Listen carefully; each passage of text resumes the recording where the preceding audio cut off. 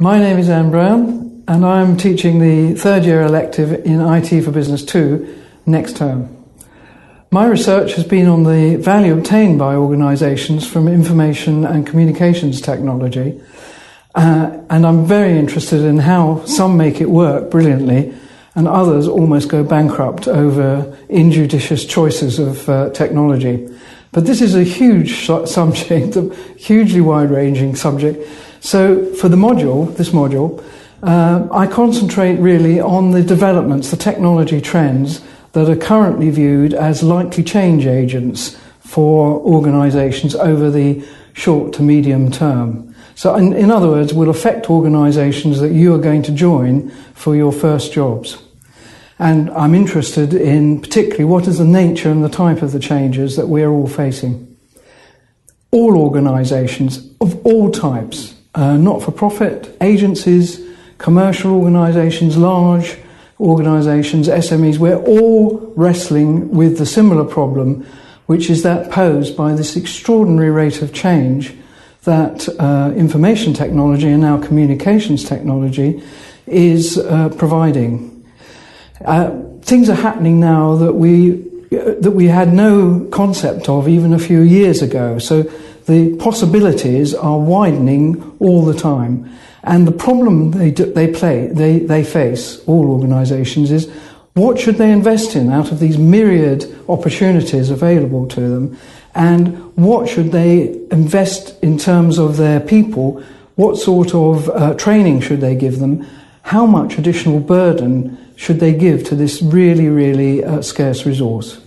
Why, for example, what's fascinated me in the past, why did such a few companies like Amazon, eBay, Google, and now Facebook, why did they manage to ride the whirlwind of the internet so successfully when so many other new business startups totally fell by the wayside? So the relative rate of development, it shows no sign of slowing up. We're seeing new ideas coming through, new functions, new applications every year. So this course tends to investigate at least one, if not two, major new trends each year. And this year is no exception. We have the ongoing saga of how the internet and wireless communications has been affecting, for example, TV broadcasts, the industries like the music industry, advertising industry. But in addition, we've got two major new developments. One is the perception now permeating through business organisations that social networking is something they can make use of, but they're not quite sure how. And of course, there's an interesting sub-question, which is, will the social networking companies like Facebook, will they in fact ever make a profit?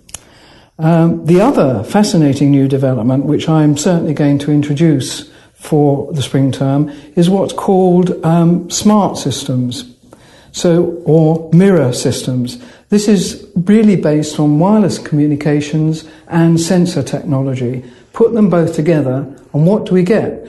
We get information being sent to us from wherever the sensors are placed about the physical world that we all live in.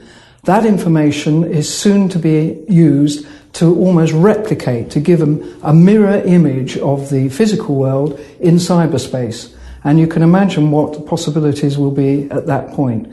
Managing, understanding and controlling systems will go through a huge step function. So why should you do the module? Essentially because, in my view, it will be investigating new technology trends that may very well affect your first jobs, and you will learn how to approach the analysis of the likely impact of these technologies. The teaching approach is a mixture of lectures, casework, some guest lecturers, and of course your own work on the coursework. So now I come just to the coursework. This is a report and presentation by a small group, certainly not more than 3 students, and on a subject that they choose. But the subject is going to be from a list of what I've called hot topics, which I've compiled with my colleagues from the information management group. That's Martin Rich, who many of you will have met already, Clive Holtham, Ajay Bala, and Nigel Courtney. So this is a list that we think are either very hot topics that are still having a major effect on how organisations manage themselves, or newly breaking ones. And I urge you to choose one of these, and you will be leading a short seminar on the topic so that your peers, your co-students will learn from you, and you will learn, of course, from what they produce. So for those of you that choose this elective, I look forward very much to meeting you next term.